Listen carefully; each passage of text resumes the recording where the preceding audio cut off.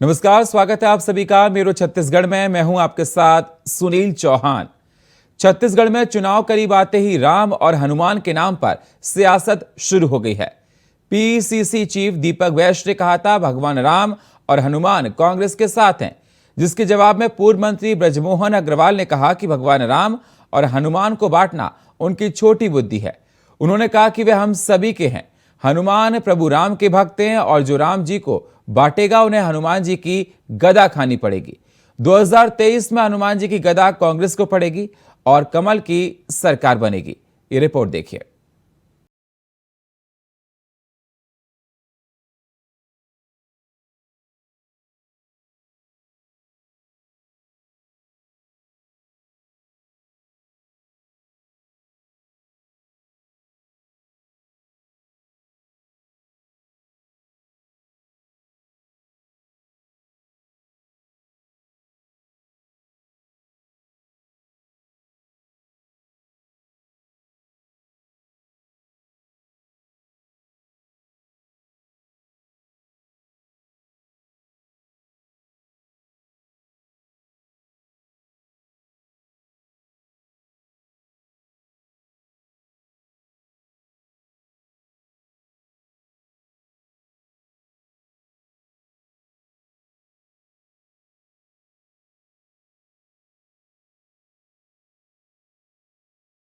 जी ने कांग्रेस की नैया पार लगवाई थी और अब छत्तीसगढ़ में भी हमारी नैया पार लगवाएंगे और हम दोबारा सत्ता में काबिज होंगे।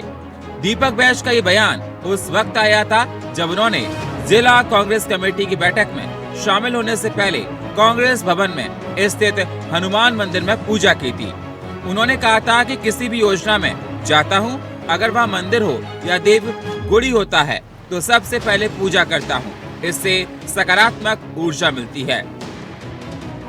ऐसे अध्यक्ष ने उससे पहले भी अगर मंदिर है बाजू में या हम लोग आस्था हम लोग बस्तर में ज़्यादा काम किए तो अगर गुड़ी है वहाँ तो वहाँ जाके पहले दर्शन करते हैं। इसका मतलब होता है शुभ होता है। कोई शुभ काम करने से पहले मंदिर दर्शन कर ले, अगर कार्यक्रम स्थल के आजू बाजू है तो मंदिर दर्शन कर ले, फिर अपना कार्यक्रम अपनी शुरुआत करें। तो ये क्या है, इससे थोड़ा सा गति मिलता है। बिल्कुल बिल्कुल बिल्कुल। आप अध्यक्ष जी मंदिर बनवा दिए तो अच्छा है। अब वैसे भी कर्नाटक में बजरंग बली ने हमारा नैया पार लगाया है तो वहीं पूर्व मंत्री और भाजपा के वरिष्ठ विधायक बृजमोहन अग्रवाल ने कांग्रेस अध्यक्ष दीपक वैश्य के बयान को लेकर कहा कि भगवान राम और हनुमान को बांटना उनकी छोटी बुद्धि है। वे हम सभी के हैं। हनुमान प्रभु राम के भक्त हैं और जो राम जी को बांटेगा उन्हें हनुमान जी का गदा खानी पड़ेगी। 2023 में हनुमान जी की गदा कांग्रेस को पड़ी और कमल की सरकार बनेगी। कांग्रेस ने मिशन 2023 की शुरुआत ही पूर्व मंत्री और दशकों से रायपुर की दक्षिण विधानसभा सीट पर काबिज बृजमोहन अग्रवाल के विधानसभा सीट से प्रगति यात्रा निकाल कर की है। प्रभु राम और प्रभु हनुमान को बांटना ये उनकी छोटी बुद्धि है। प्रभु राम पूरे देश के हैं, जन जन के हैं, मन मन के हैं और प्रभु राम हनुमान तो प्रभु राम के भक्त हैं और जो हनुमान जी को बांटेगा उसको हनुमान जी का गदा खाना पड़ेगा और 2023 में हनुमान जी का गदा उनको पड़ेगा और कमल फूल की सरकार यहाँ पर छत्तीसगढ़ में बनेगी। भगवान राम और हनुमान के नाम पर सियासत जोरों पर है। क्या ये माना जाए कि जनता के दिल में जगह बनाने के लिए, चुनाव को जीतने के लिए भगवान राम और हनुमान के नाम पर की गई राजनीति काम आती है और आती है तो कितनी आती है, ये देखने वाली बात होगी। Bureau report, India voice, Raipur. मुख्यमंत्री भूपेश बघेल की अध्यक्षता में मुख्यमंत्री निवास कार्यालय में आज मंत्रिपरिषद की बैठक हुई। इस बैठक में भूपेश कैबिनेट ने बड़ा फैसला लिया है। जानकारी के अनुसार शैक्षणिक संस्थाओं में प्रवेश के लिए आरक्षण लागू होगा।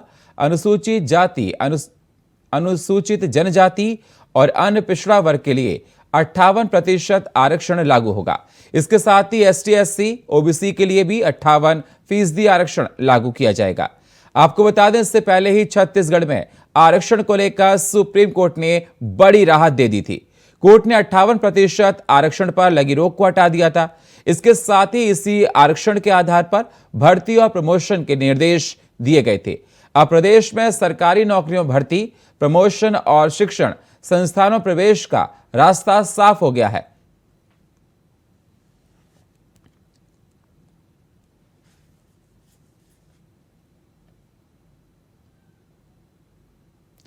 छत्तीसगढ़ के मुख्यमंत्री भूपेश बघेल ने देश के प्रधानमंत्री नरेंद्र मोदी को एक बार फिर से पत्र लिखा है। इस बार सीएम भूपेश बघेल ने छत्तीसगढ़ से गुजरने वाली यात्री गाड़ियों के अनियमित परिचालन से राज्य के लाखों नागरिकों को हो रही समस्याओं से अवगत करवाया है।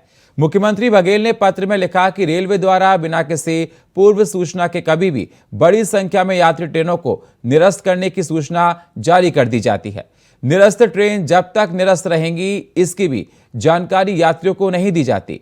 यात्री ट्रेनों की निरस्ती के अलावा ट्रेनों के अत्यधिक विलंब से चलने से भी रेल यात्रियों को कई प्रकार की परेशानियों का सामना करना पड़ रहा है। मेरे द्वारा पहले भी रेल मंत्री को भी अनेक अवसरों पर यात्री ट्रेनों के सुचारू परिचालन के लिए ध्यान आकर्षित कराया गया, लेकिन उससे स्थिति में कोई सुधार परिलक्षित नहीं हो रहा है। तो आपको बता दें, भूपेश बघेल ने प्रधानमंत्री नरेंद्र मोदी को ट्रेनों के निरस्तगी को लेकर पत्र लिखा है। उन्होंने कहा कि जो ट्रेन निरस्त कर दी जाती है उसकी जानकारी ठीक से नहीं मिल पाती, जिससे पैसेंजर को आने जाने में परेशानियों का सामना करना पड़ता है।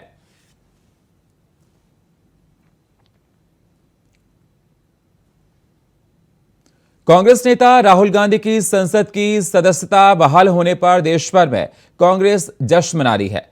रायपुर के राजीव भवन में पटाखे फोड़े गए। राहुल गांधी के समर्थन में कांग्रेसियों ने जमकर नारे लगाए।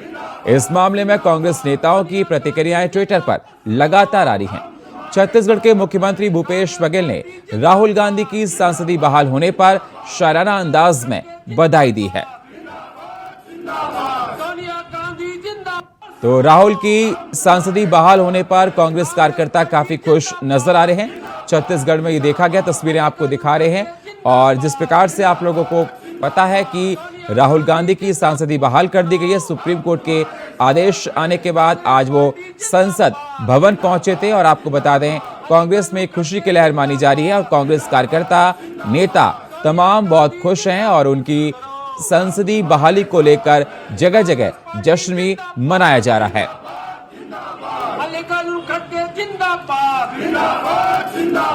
सोनिया गांधी जिंदाबाद करो, हम तुम्हारे साथ हैं। कांग्रेस पार्टी जिंदाबाद जिंदाबाद जिंदाबाद, मल्लिकार्जुन खड़गे जिंदाबाद जिंदाबाद। तो लगातार देख रहे हैं आप किस प्रकार से खुशी की लहर देखी जा रही है राहुल गांधी की सांसदी बहाल होने के बाद। आपको बता दें, मोदी सरनेम को लेकर ये सांसदी उनकी चली गई थी। उसके बाद सुप्रीम कोर्ट में सुनवाई हुई और सुप्रीम कोर्ट में सुनवाई होने के बाद उनकी सांसदी को बहाल कर दिया गया। आज वो संसद पहुंचे थे। पहले उन्होंने बापू की प्रतिमा को नमन किया, पैर छुए, उसके बाद संसद में गए। उसके बाद देखा जा रहा है पूरे देश में कांग्रेस कार्यकर्ताओं में जोश बहुत हाई है और हर जगह जश्न मनाया जा रहा है। तो लगातार ये देखा जा रहा है, कांग्रेस में खुशी का माहौल देखा जा रहा है और जगह जगह कांग्रेस जश्न मना रही है। कांग्रेस के नेता और राहुल गांधी जी का सवाल है, सदस्यता बहाल हुई है, बधाई।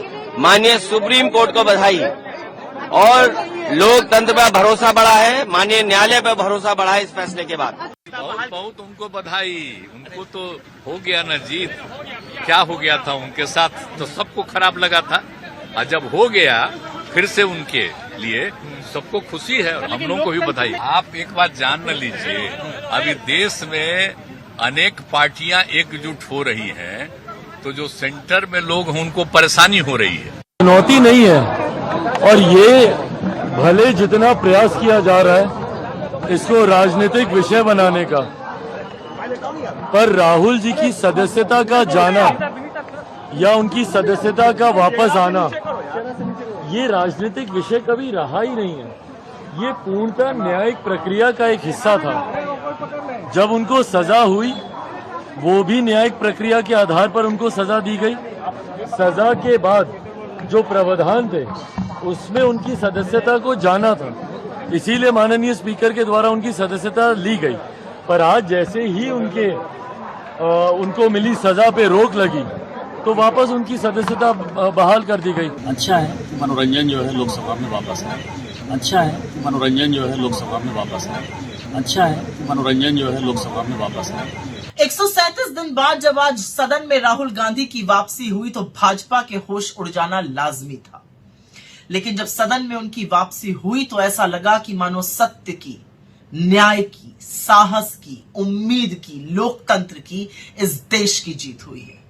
जब वो गांधी प्रतिमा पर शीश झुकाकर सदन के अंदर गए तो सदन राहुल राहुल के नारों से गूंज रहा था और इंडिया इंडिया के नारे हर ओर से लगाए जा। कांग्रेस ने चुनावी तैयारियां तेज कर दी हैं। इसी को लेकर 11 अगस्त को कांग्रेस का संकल्प शिविर का आयोजन होने जा रहा है।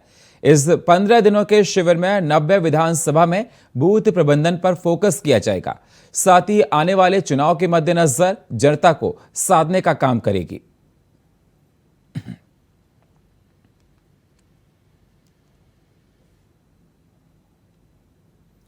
जूनियर डॉक्टरों को दिए जाने वाले स्टाइपेंड में वृद्धि करने का फैसला किया गया, जिसके बाद अब छत्तीसगढ़ जूनियर डॉक्टर्स एसोसिएशन द्वारा मेकाश में डॉक्टर द्वारा केक काटकर जश्न मनाया गया और सीएम बघेल का आभार भी व्यक्त किया गया।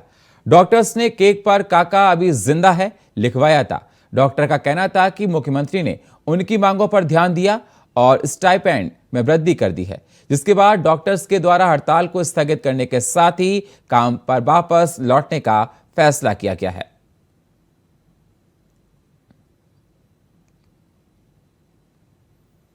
अगली खबर जगदलपुर से है, जहां 23वीं राज्य स्तरीय शालेय क्रीड़ा प्रतियोगिता के तहत सुब्रतो मुखर्जी कप फुटबॉल प्रतियोगिता का समापन समारोह रविवार को श्यामा प्रसाद मुखर्जी सभागार में किया गया। आपको बता दें, कार्यक्रम के मुख्य अतिथि संसदीय सचिव और जगदलपुर विधायक रेखचंद जैन ने जब शेर और शायरी सुनाई तो हाल खिलाड़ियों की तालियों से गूंज पड़ा। जिस दौरान उन्होंने कहा कि जीतना जरूरी है, ना हारना जरूरी है। जिंदगी एक खेल है, खेलना जरूरी है। जैन ने जब ये पंक्तियां सुनाई तो शिक्षकों और खिलाड़ियों समेत सभी मौजूद जन झूम उठे।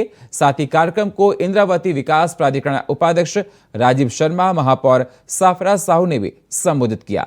आपको बता दें, प्रतियोगिता के तीनों वर्ग में बस्तर जोन के खिलाड़ियों ने जीत हासिल की। अब ये राष्ट्रीय चैंपियनशिप में भाग लेंगे।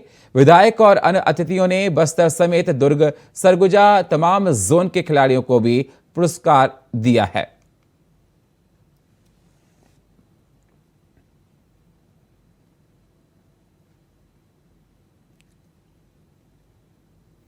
बलौदाबाजार में लूटपाट के 4 आरोपियों को पुलिस ने गिरफ्तार कर लिया है। दरअसल ब्लॉक सिमगा में एक किसान चमन लाल साहू अपने गांव जा रहे थे और इसी दौरान बाईपास के पास चारों आरोपियों ने किसान से 10,000 नकदी, मोबाइल और उसकी बाइक लेकर फरार हो गए। किसान ने तत्काल थाने में इसकी शिकायत दर्ज कराई, जिसके बाद जिला पुलिस क्राइम ब्रांच ने तत्काल घेराबंदी कर 4 आरोपियों को गिरफ्तार कर लिया है।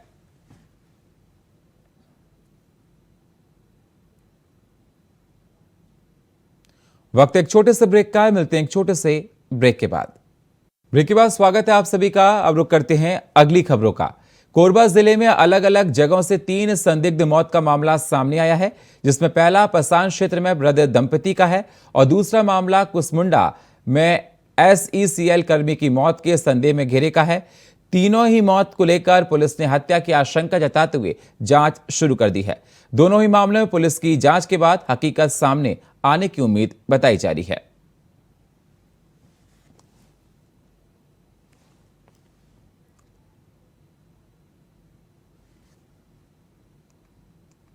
कहा जाता है सावन के महीने में नाग या नागिन को देखना बहुत शुभ माना जाता है। बलौदाबाजार के गांव गोड़ा में सांपों के जोड़े का वीडियो सोशल मीडिया पर वायरल हो रहा है। वीडियो में दिखाई दे रहा है कि दोनों सांप एक दूसरे के साथ मस्ती भरे अंदाज में अटखेलियां कर रहे हैं। वैसे इस तरह का दृश्य हर समय नहीं दिखाई देता। दरअसल गोंडा गांव के किसान पवन जब अपने खेत पर काम कर रहे थे, तभी उसने अपने खेत के सामने सांप के जोड़े को मस्ती करते हुए देखा और इसका वीडियो बना लिया, जो लोगों को काफी पसंद भी आ रहा है।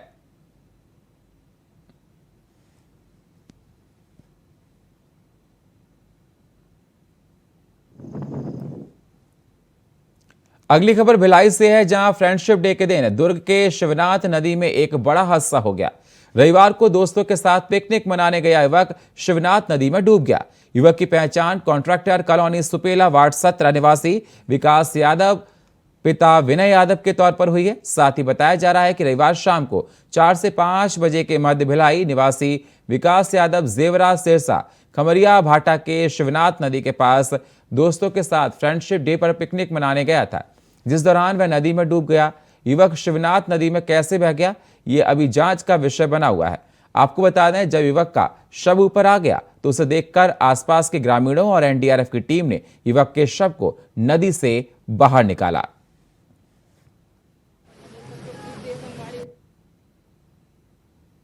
तो तस्वीरों में आप देख सकते हैं, ये वही लड़का है जो फ्रेंडशिप डे पर अपने फ्रेंड के साथ सेलिब्रेशन करने के लिए गया था और उस नदी में डूब गया। और उसके बाद ये देखा गया जब शव ऊपर आ गया तैरते तैरते, तो गांव वालों ने तुरंत इसकी जानकारी पुलिस को दी, एनडीआरएफ को दी।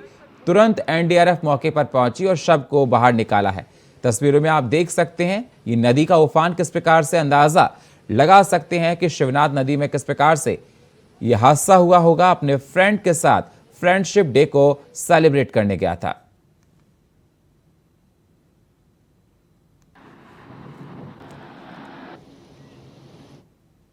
रोटरी क्लब ऑफ जगदलपुर और NMDC iron and steel plant की संयुक्त बैठक रविवार को होटल अविनाश इंटरनेशनल में मित्रता दिवस के बस्तर की तस्वीर बदलने हेतु हाथ मिलाया। साथ ही खनन पर पर्यावरण पर प्रभाव और निराकरण, इस्पात संयंत्र में कच्ची सामग्री की प्राप्ति, भंडारण और प्रबंधन, मानव संसाधन के नए आयाम, कौशल विकास का महत्व और चुनौतियों, संगठन विकास में मानव संसाधन की भूमिका, स्वच्छ भारत, स्वास्थ्य का महत्व और सिद्धांत, सपनों की उड़ान, नवरत्न, एनएमडीसी की फौलादी उड़ान, नगरनार स्टील प्लांट के बारे में समस्त जानकारियां जैसे विषय पर एनएमडीसी के अधिकारियों ने अपनी बातें रखी। इस दौरान कार्यक्रम के अंत में एनएमडीसी के अधिकारियों को शाल, श्रीफल और मोमेंटो देकर सम्मानित किया गया। साथ ही उन्होंने कहा कि बस्तर में रोटरी क्लब इन गतिविधियों में लोगों को आगे बढ़ाने में सहायक हो सकता है। इस अवसर पर रोटरी क्लब के समस्त सदस्यगण सहित एनएमडीसी के अधिकारी उपस्थित थे।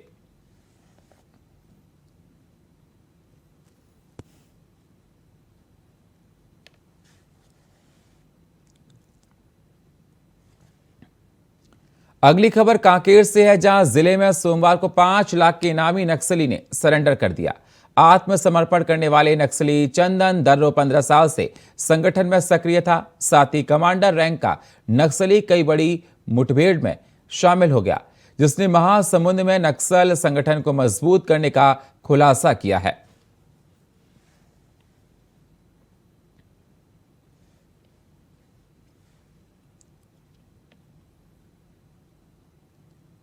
अगली खबर भिलाई से है, जहां मुख्यमंत्री भूपेश बघेल के बेटे चैतन्य बघेल ने सावन सोमवार के शुभ दिन एक विशाल कावड़ यात्रा निकाली। ये यात्रा भिलाई 3 से चरौदा बस्ती के प्राचीन कुआ से होते हुए देव बलौद के कलचुरी कालीन शिव मंदिर तक पहुंची है। यहां उन्होंने भगवान शंकर की प्रतिमा पर जल चढ़ाया। आपको बता दें, भिलाई 3 चरौदा नगर निगम के महापौर निर्मल कोसरे ने बताया कि उनके द्वारा हर साल चरौदा में कावड़ यात्रा निकाली जाती है। ये यात्रा प्राचीन शिव मंदिर देव बलौदा तक पहुंचती है। इस बार भी ये यात्रा काफी भव्य रही। इसमें हजारों की संख्या में शिव भक्त शामिल हुए। महिलाओं की संख्या काफी अधिक रही। इस यात्रा में शामिल होने के लिए उन्होंने चैतन्य बघेल को भी आमंत्रण दिया था। चैतन्य न सिर्फ हजारों कावड़ियों के साथ पैदल देव बलौदा मंदिर तक पहुंचे, बल्कि भगवान भोलेनाथ का जलाभिषेक भी किया। साथ ही उन्होंने भगवान शंकर को जन कल्याण के लिए आशीर्वाद भी मांगा है।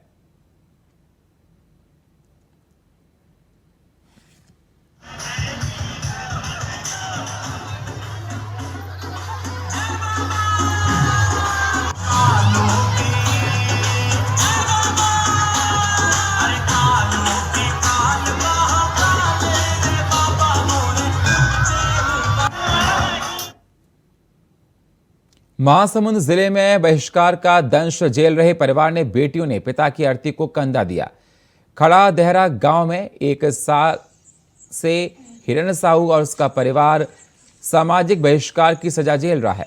हिरण साहू की तबीयत बिगड़ने के बाद उसकी मौत हो गई और तब भी वे ग्रामीण उसके घर नहीं पहुंचे। हालात ऐसे बने कि आखिर में बेटियों को ही कंधा देना पड़ा। बागबारा के खड़ादेहरा में 65 साल के हिरण साहू के परिवार के अलावा और भी 8 से 9 परिवार का ग्रामीणों ने बहिष्कार कर दिया। इन परिवारों का गांव में पूरी तरह हुक्का पानी बंद कर दिया गया है। अंतिम संस्कार के लिए और कंधा देने के लिए भी मृतक की बेटियों को बुलाना पड़ा।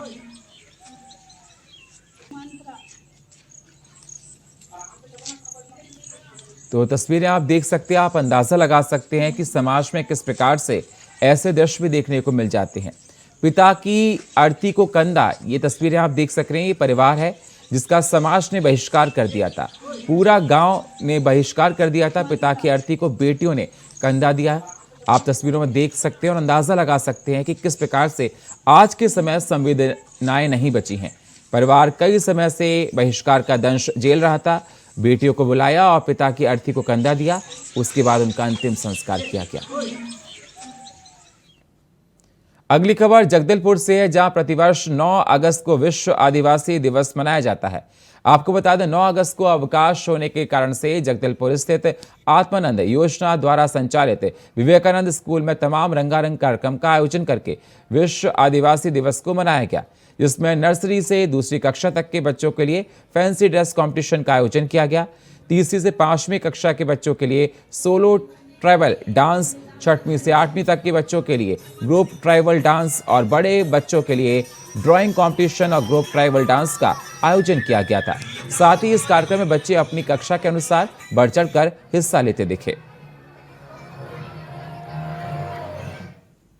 और फिलहाल मेरो छत्तीसगढ़ में इतना ही। बाकी खबरों के लिए आप बने रहिए इंडिया वॉइस के साथ। तब तक के लिए नमस्कार।